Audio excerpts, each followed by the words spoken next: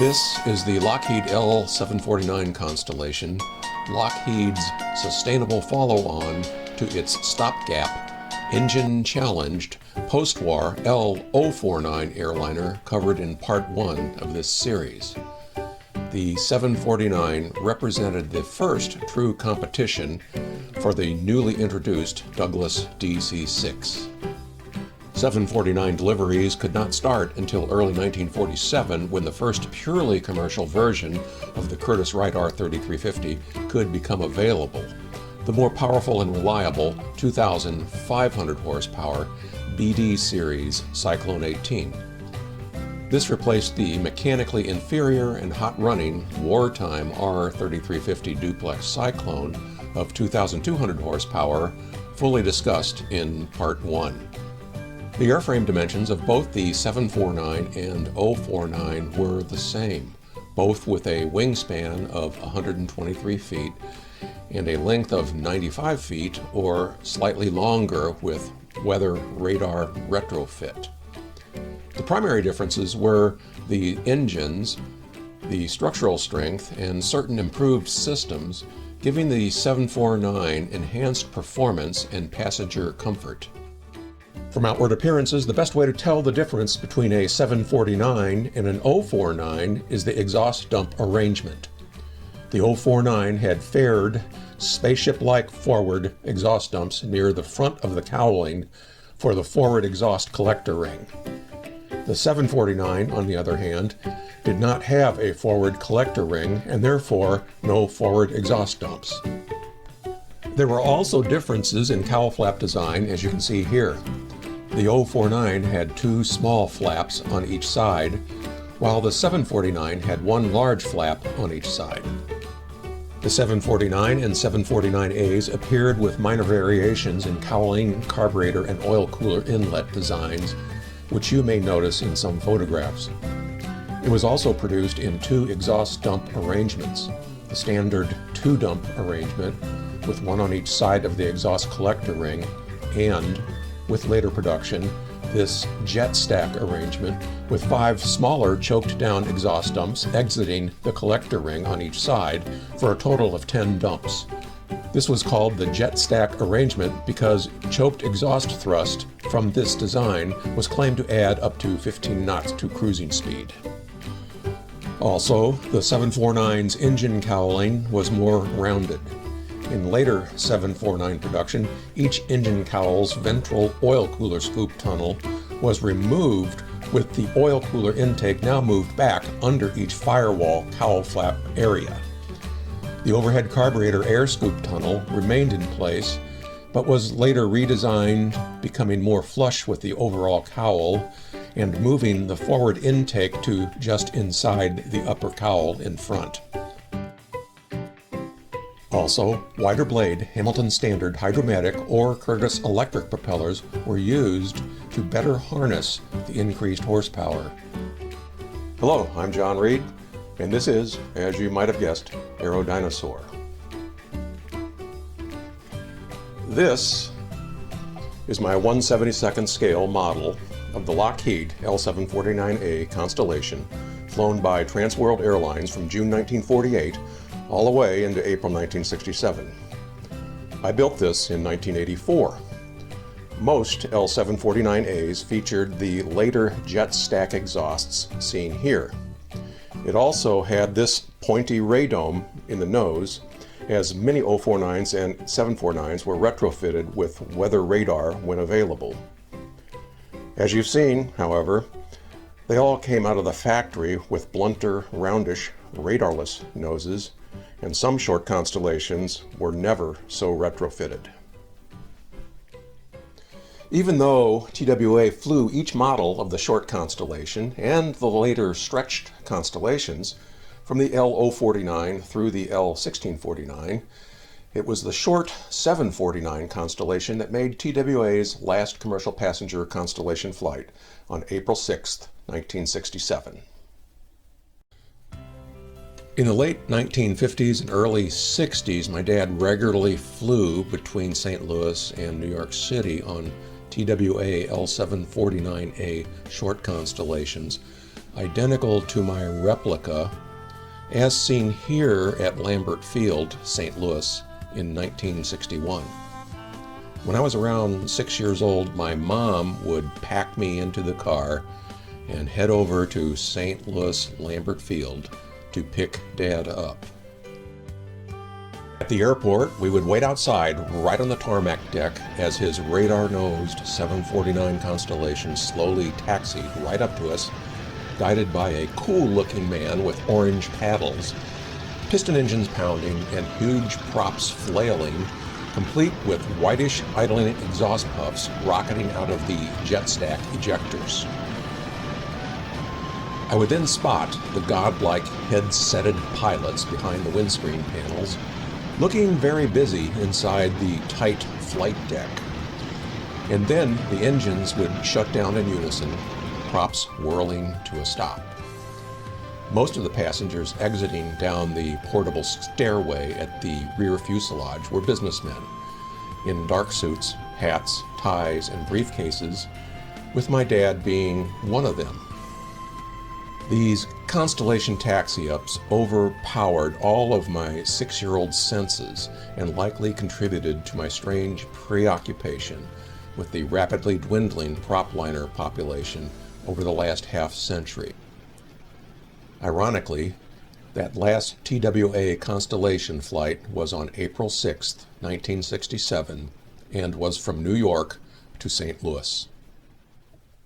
Actually, the earliest few L-749s were first designated L-649 and 649A, serving as a brief stepping stone to the slightly enhanced L-749 and 749A constellations, with only 19 such 649s and 649As built.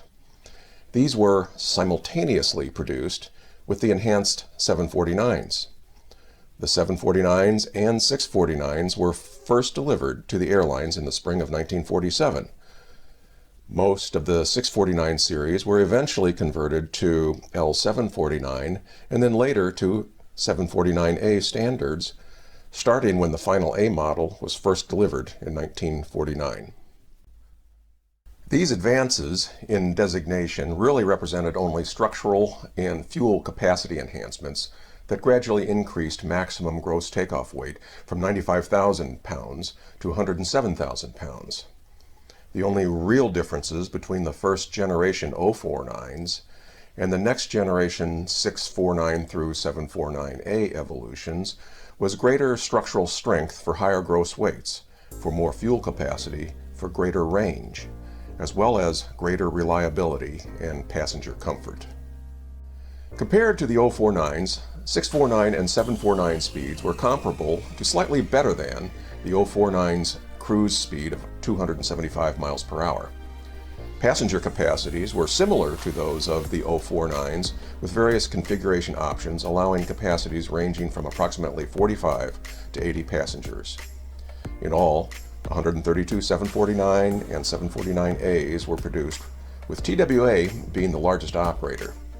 Other airlines included Pan Am, Eastern, Air France, KLM, Qantas, and Air India, among others. 10 749As were produced for the U.S. Air Force as C-121A personnel transports, and 2 were built for the U.S. Navy as PO-1W electronic airborne early warning surveillance aircraft in 1949, also designated WV-1.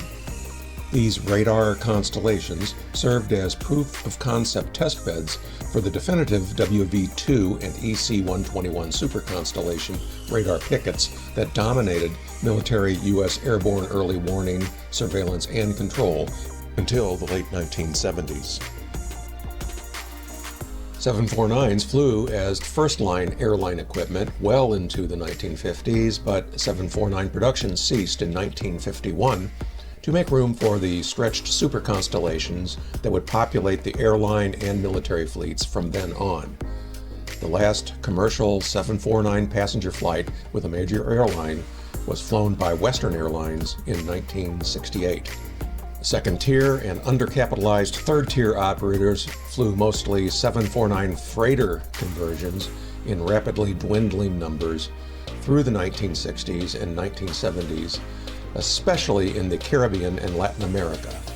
This is L-749A Hotel India 422, which started life with TWA as the Star of West Virginia before going through a series of secondary owners, including drug-running operations in the late 1970s. However, its final operator, Airshow, was a legitimate operator in the Caribbean. Late in its operational life, the inboard engines of Hotel India 422 appeared to be the standard second-generation BD engines used on the 749, but the outboard engines appeared to be third-generation CA or CB engines found on the very first stretched L-1049A Super Constellations, as can be confirmed by the engine nose fairing mounted on each outboard engine. This aircraft made the very last commercial 749 flight, a cargo run into Santo Domingo, sometime in 1988 after irreparable damage caused by a hard landing. L-749s didn't stop flying for long, as two military C-121As were restored to flying museum condition and operating starting in 1990 by two separate entrepreneurs, Mel Chrysler and Vern Rayburn. The latter was one of the original founders of Microsoft. The Chrysler 121A was President Eisenhower's first Air Force One named Columbine. After restoration, Chrysler's group only flew the plane on the Airshow circuit for about a year in 1990 and 1991 before parking it. The second one was popularly known as the Connie, as it served with the U.S. Air Force Military Air Transport Service, which was a successor to the Air Transport Command. It later served as a converted budworm sprayer some years after its 1968 retirement from the Air Force. After being owned for a time by actor John Travolta as his subject for a stillborn restoration attempt, it eventually wound up with Rayburn, whose Constellation group restored it to pristine C-121A configuration. They flew it on the Airshow circuit from 1992 through 2004, including at least one season in Europe. The operational footage, which you are about to see, is of the Connie at a Terre Haute, Indiana air show in July 2003. In the late 1990s, I noticed a magazine advertisement by the Constellation Group inviting pilots like me to get our multi-engine and L-749 type ratings on the MATS Constellation, starting at around $4,000 or so, out of their base in Arizona. This included full ground school and testing and flight time, taking turns with two other students, culminating in check rides. Not a very practical type rating, but having an L-749 rating on your pilot's certificate gave you some pretty damn serious cocktail hour bragging rights. I was tempted to do this, and even lost a little sleep thinking about it, and soon called to inquire. I had single-engine land and instrument ratings with 400 hours, but had not been current for 10 years.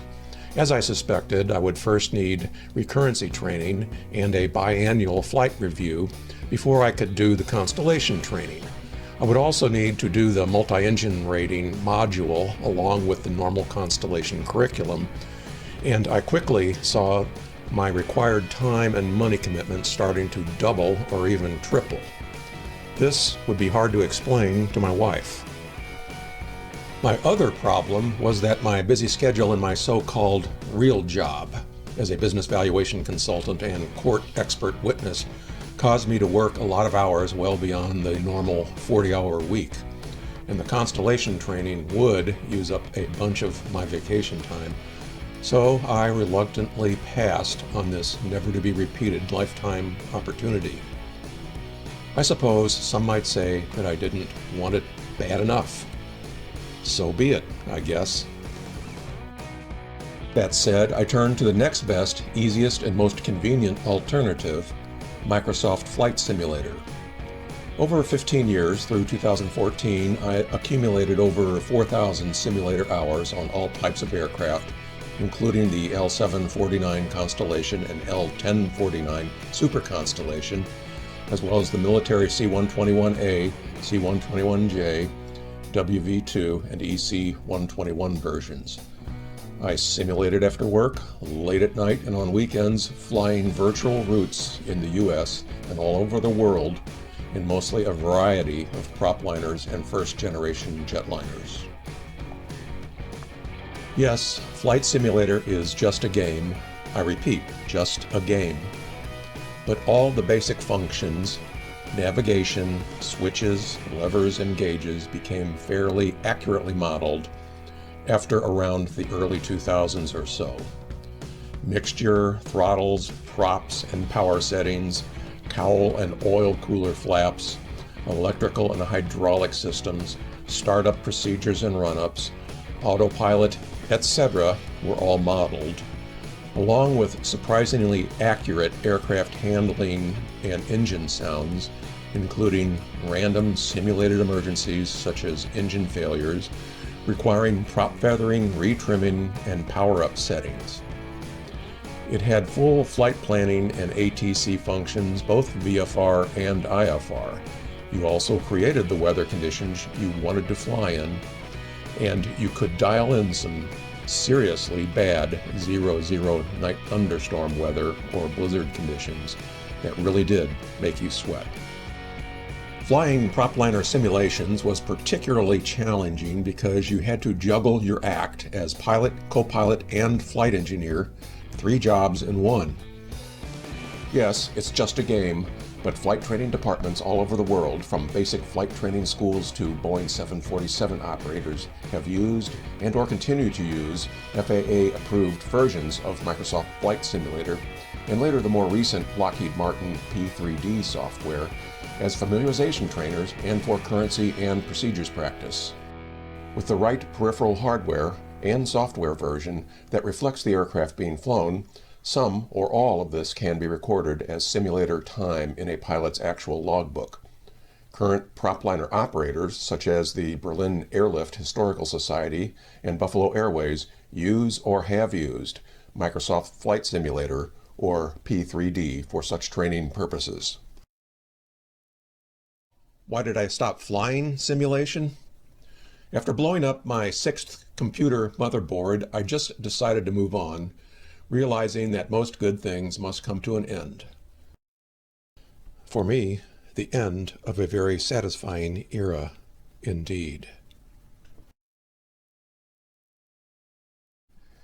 Enough of that. Let's turn the clock back to July 2003 at the Terre Haute Airshow, where I filmed the MATS C-121A Constellation in action during its second-to-last airshow season.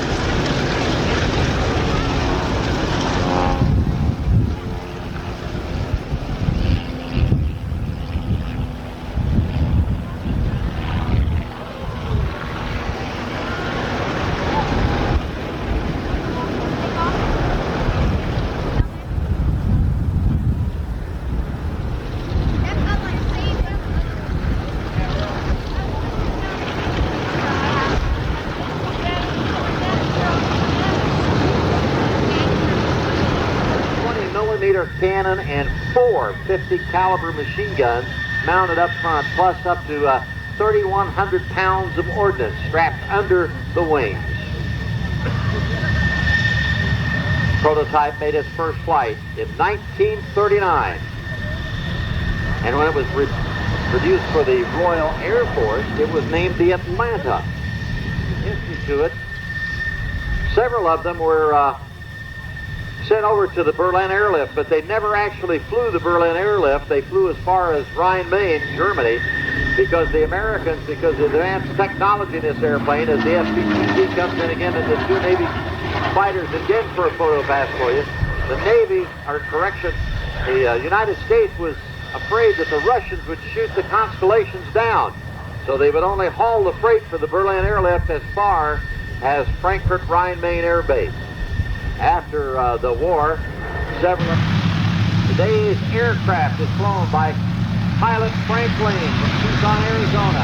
His co-pilot is Rick Bullison from Antioch, Illinois, and the engineer is Pete Phillips from London, England. The Constellation, ladies and gentlemen, of the Military Air Transport Service, or MAX. This was the lower powered, one of the first Constellations. Later on, TWA, for instance, bought the airplane, but they bought the G model, the big faster and more powerful airplane. As a matter of fact, the TWA G Constellation was the first airplane that I wrote of the active powers, and they finally reached Berlin itself. Hinged on the accuracy of weather forecasting. The meteorologist picked June the 6th, warning that by June 8th, the tidal conditions would be dangerous and would stay that way until June the 19th. General Eisenhower went down in history now. Ready?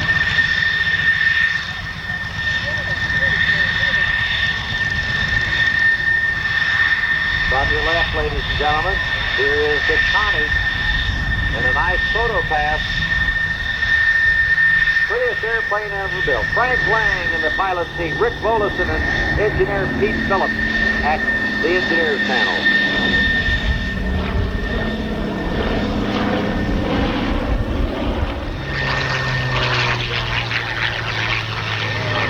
There's the P-40 Warhawk.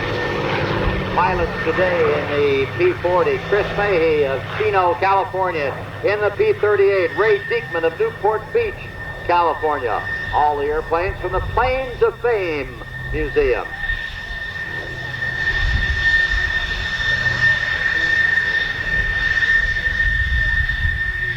You can hear that F-14 Tomcat running down there. We're going to do the X-Team next, and then the F-14 with the Legacy flight.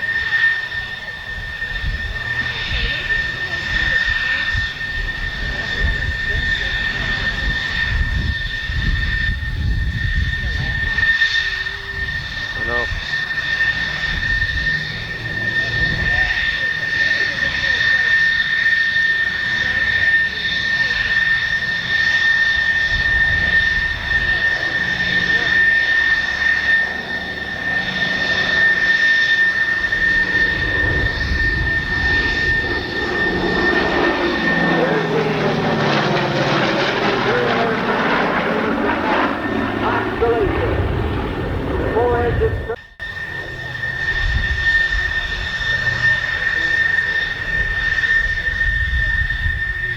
At this point, I'll say that by the early 2000s, the Constellation Group declared that its airshow novelty had worn off, and all people who had wanted to see and experience the MATS Connie had by now done so.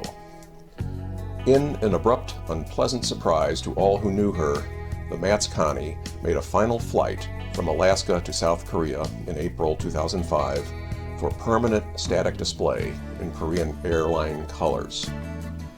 As far as I'm concerned, that's pretty bad. Not that she's in South Korea, but that she is now an inanimate, lifeless afterthought display thousands of miles from her rightful home country, where she proudly served for many years. It should be noted that several L-749As and C-121A airframes have survived as static display museums worldwide. Better yet, though it appeared that the operational days of the short Constellation came to a close in April 2005 with the flying of the Connie to South Korea, there's still hope on the horizon. After a decade passed, in January and March of 2016, two short Constellations took to the air once again on ferry permits. Both are C-121As, and both are said to be undergoing full restorations for the Airshow circuit. We have to understand that these full restorations of large prop liners are always full of roadblocks and setbacks, and typically take several years to get to full operational status, if at all. As of the 2019 Airshow season, neither was yet flying. The first of these to take the air in January 2016 was General Douglas MacArthur's VIP VC-121, he named Baton, that was static at Fort Rucker, Alabama for several decades. This was a ferry flight between Valley, Arizona to Chino, California, 21 years after being ferried to Valley from Rucker.